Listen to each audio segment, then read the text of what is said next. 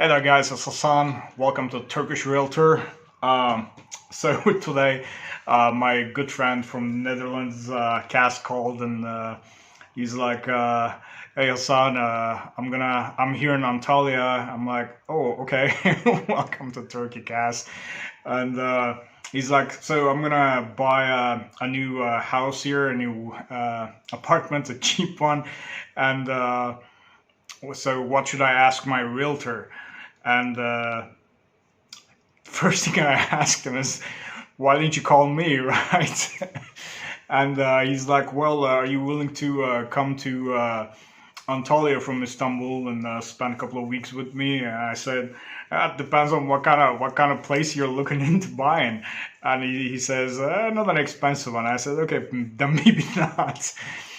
Anyway, so we had a good talk on the phone, and so Cass inspired me to make a list of questions that you should be asking your realtor in Turkey.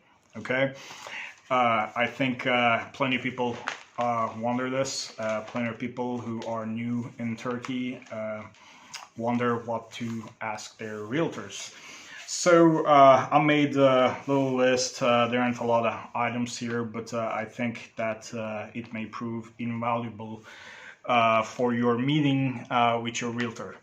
So let's say that you've already met a realtor here in Turkey, and he's been looking into he's been looking for a house for you and your family, and he says that he's found a few. And so at that point, what are you supposed to really ask him? Like, what kind of questions would make you sound like an intelligent, serious buyer to both the seller and also to your real estate agent, your realtor?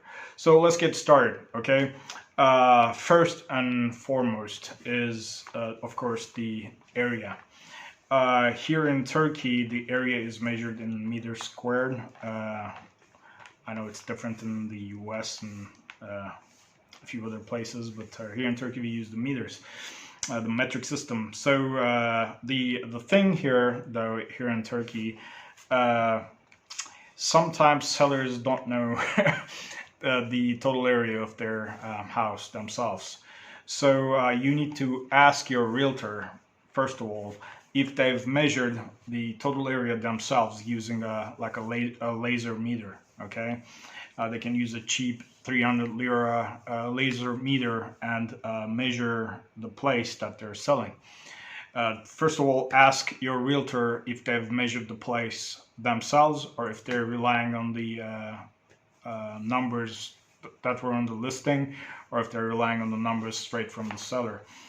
Half the time, about half the time, 50% of the time, sellers themselves don't know. Like the margin of error could be as much as 50%. They may be way off. So it's always best to ask your realtor if they've measured it themselves, or if you, like, whenever you go in to see the place, you can just use a meter, like a laser meter, or like one of those standard construction meters, and measure the place yourself. You should know that in Turkey we have two different area measurements. We call brut alan, which is like the total area of the house, which includes the spaces, the areas of the walls themselves occupy, as well as in the balconies and garages and gardens and stuff like that. The net area should only include the livable space, the space that you can actually live in, which excludes balconies, by the way, also walls, of course, because you cannot live within a wall. Second question, moving on. Second question is how many living rooms and rooms and stuff the place has before you even go in and see it. Sometimes rooms may be really small. It may just be like 4 square meters, 6 square meters. Yeah, they may technically be rooms. They may technically have doors on them. They may have like a separate area to them, but they may be too small to maybe fit a sizable bed. They may be too tight to fit anything of value. They may be too tight to use for any purpose other than as storage. So if that's the case, they should probably advertise it like as a 2+1 instead of a 3+1. But just because it's a separate area, they may still list it as 3+1, even though you cannot fit a bed in it. So make sure that you ask your realtor, ask your real estate agent, if they're in such small rooms being listed as like an independent room. Let's move on.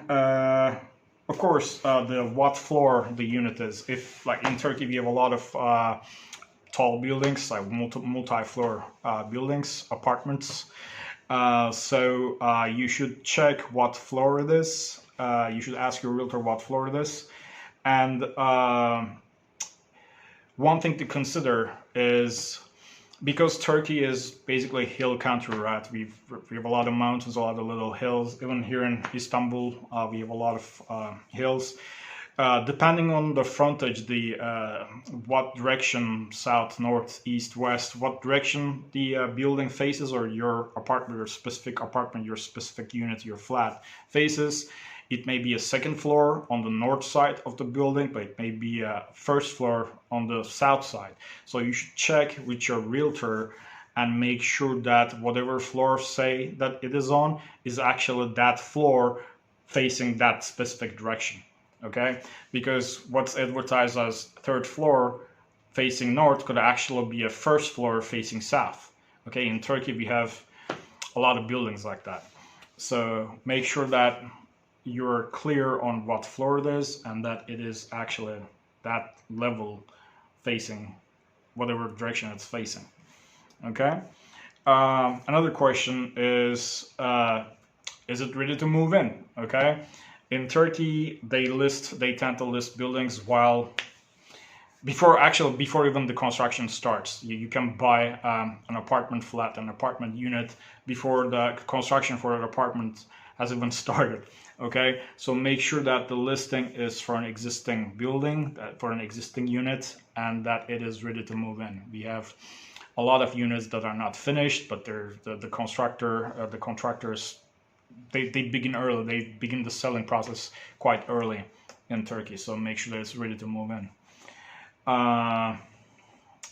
Also ask your realtor if there are any renovations, any other internal changes needed before they can move in with their family. Okay, maybe the building is finished, yes, but they haven't installed any doors or windows, or they haven't really done the plumbing or the electrical work, or installation or flooring. So make sure that there's nothing else left before you can move in, and your realtor should know the answers to that.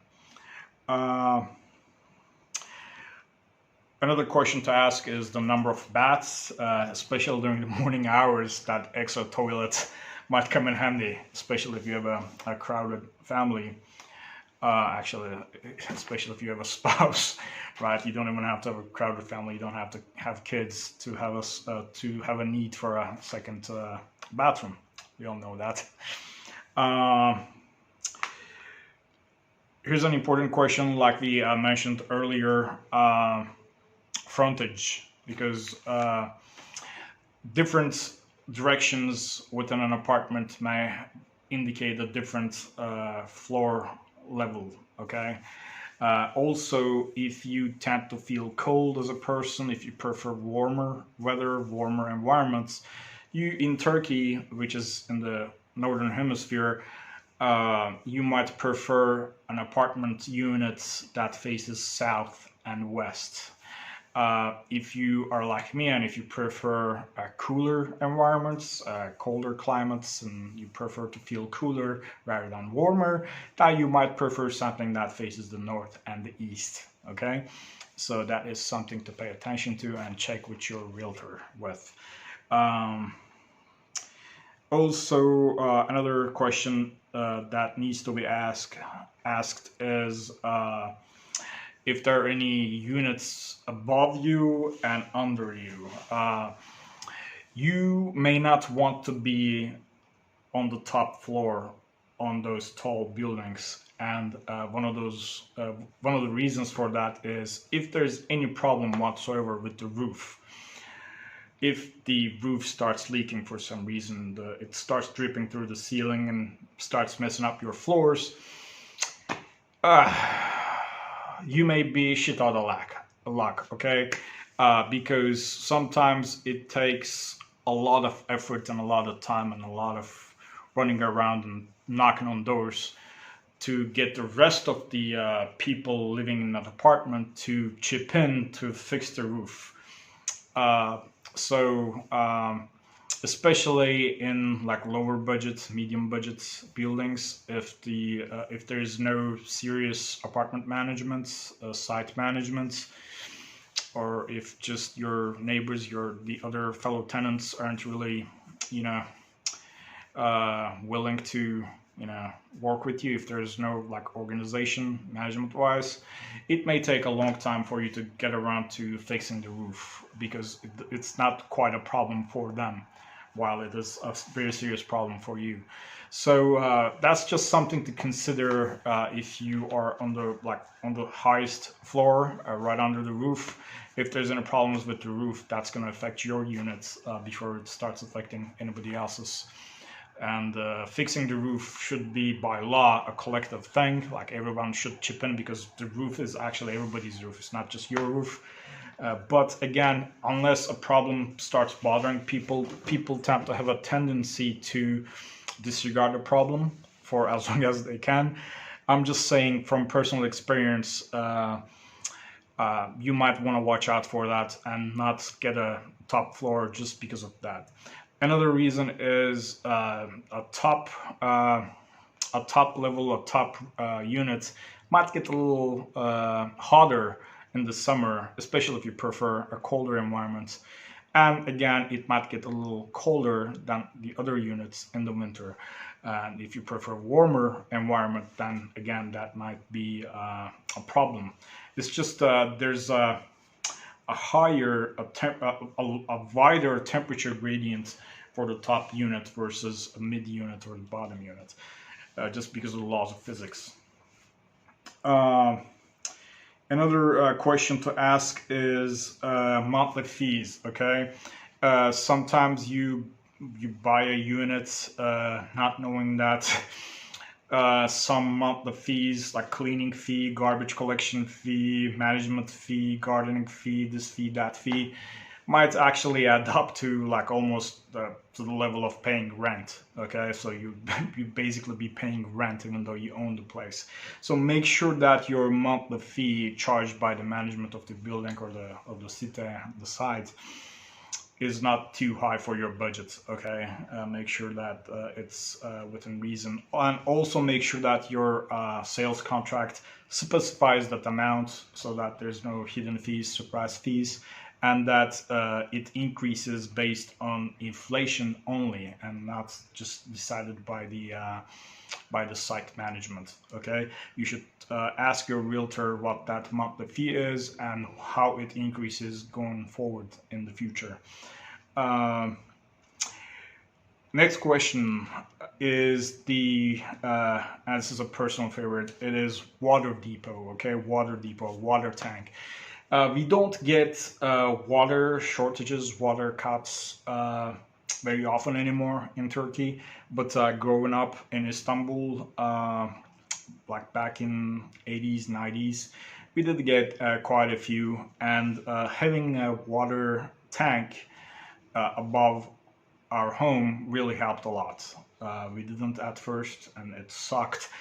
But once we got one, it made things a lot more convenient with those frequent water cuts. Okay, so that's another question to ask. A lot of good projects, good construction projects, developments, they do provide water tanks. The building comes with a lot of at least one large or several smaller water tanks, which should be enough for the entire building's water usage for about 24 hours.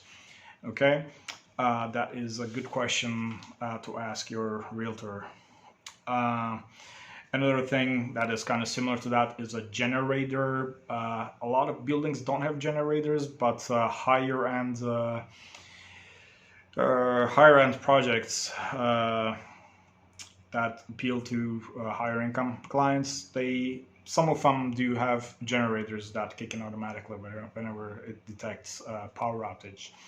So just something to keep in mind and ask your realtor. Okay, let's move on. Of course, distance to shops, schools, hospitals, banks. Uh, this is, I mean, pretty self-evident, pretty self-explanatory. Always know where your next home is gonna be, because your life might depend on it. Make sure that it is not too far from any hospitals, police stations, things like that, and always do your research before picking your, say, top 3 places to visit, and check with your realtor. Ask them what they know about the crime rate in that area. Ask them about any if there's any like prisons or any jails nearby. Um, Ask them if there's any problems with the land management, garbage collection, or any loud neighbors. You might actually go ask the neighbors that you're gonna have, that you think you might have, independently from your realtor. Like, just check with them. So what do you think about the previous owners here? What do you think about, you know, this new project that was built here? If there are any, ask them if there are any like traffic problems or crime problems, or any issues that they might have in that area. That will always prove good insight for you while you're doing your homework. Because I mean, you're gonna be tying a lot of money. You're gonna be putting in a lot of time. You're gonna be bringing in your family, your kids. You want to make sure that the environment, the new neighborhood, is safe and clean, and there aren't any issues. Um, Moving on, make sure that the Turkey is quite earthquake prone. So make sure that the building that you are looking into has been approved by all the government agencies, and that it's the ground beneath the building has been tested and approved for earthquake resistance. Uh, and that there's some buildings have fire escapes, some don't. Regulations might be different depending on what part of Turkey you're purchasing from, but you can check with your realtor, and you should check with your realtor if the soil beneath the building has been approved for earthquake resistance, and if there's any fire escapes, and if there are any fire sprinklers, and those preventative measures have been, if those preventative measures have been taken. And your realtor should already know before taking you there for the tour. Let's move on to money, okay? Before you go in and take a look at the building, you should probably know the price, the asking price, which you'll automatically know, of course, but you should probably know your negotiating margin as well going in, okay? And in order to learn that, one question you can ask is if what the previous offers have been. Let's say that you're looking at just like a million lira apartment, okay, a million lira apartment unit. Maybe you can ask your realtor if they've had an offer for 900,000, okay? And if your realtor says that, yeah, but the seller didn't accept it, then you know that your negotiating margin is less than 100,000 liras, okay? So you should probably up the ante a little bit and offer maybe 920, at least 940, something like that. You don't want to lowball the seller, but you definitely want to start with a reasonably low amount in order to initiate a more profitable negotiating process. Okay, but again, keep it within reason. Another question is, of course, when can I see the units? Like I said earlier, sometimes construction starts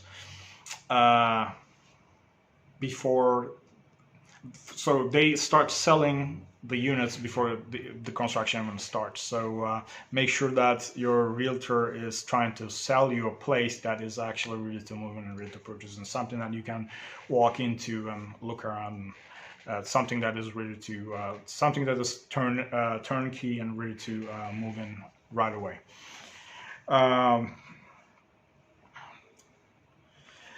One thing that is a little tricky with purchasing a house or an apartment unit that is not finished yet. Yeah, they tend to be a little cheaper.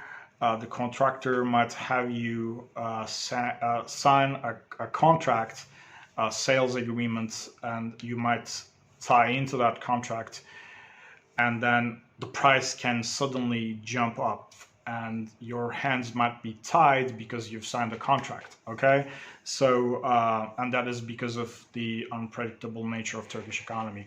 Construction materials are expensive and they keep getting more and more expensive here, and your contractor may have to increase the total sales price, and then you'll owe that extra, whatever amount that is extra, you'll owe it to the contractor.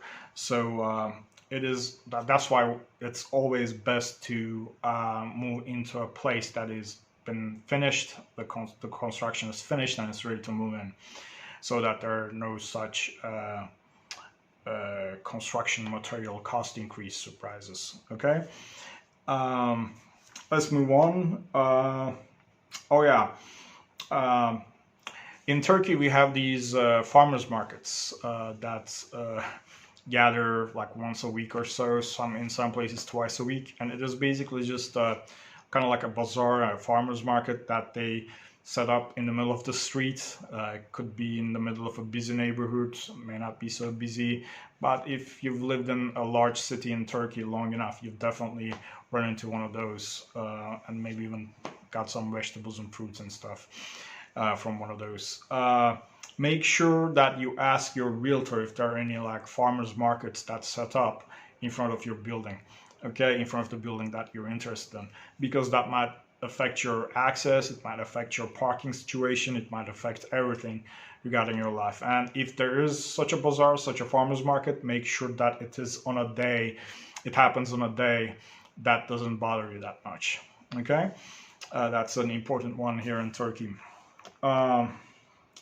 Before you place an offer, you should, or before you even start taking that particular property seriously, you should ask for a copy of the tapu, of the title deed, okay, which will give you the information about what parcel the property is on, what's a pafta, what island it's on.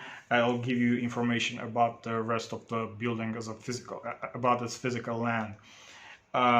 Make sure that it'll also assure you that the seller actually has the tapu to transfer to you, okay? And it will lower the risk that you're facing a fraud of some kind. And you should ask, finally, you should ask your realtor for a copy of the takbis certificate. The takbis is something that your realtor should be able to get from their e-government's website. You can actually get this from the Tapu Kadastro Genel Müdürlüğü, the title deed place. And the takbis will have information on the status of the tapu, of your title deed. Okay, it will show if there's just a single owner, if the seller is just a single person or company. It will show if there are any other shareholders that might not agree to the sale. If it may show if there's any taxes owed on the title deed. It may show any other records of interest on there that you should know about before purchasing the place. So if there are any holes on it, if there's any other legal issues going on. So getting your realtor to get that takbis document is very important before you make an offer and before you purchase the place for sure. Okay, so those are just the questions, some of the questions that I would ask my realtor here in Turkey, and I thought you might use them as well. Okay, Thank you so much, guys, for watching this video. If you haven't signed up, if you haven't subscribed, please go ahead and subscribe to this channel. I'll make sure to, I'll keep making a lot more videos like these. If you like this video, please give it a thumbs up. If you have any questions about this video or about the Turkish real estate sector, go ahead and leave your question in the comment section. I'll make sure to answer it for sure. Again, thanks guys, and I'll catch you in the next one.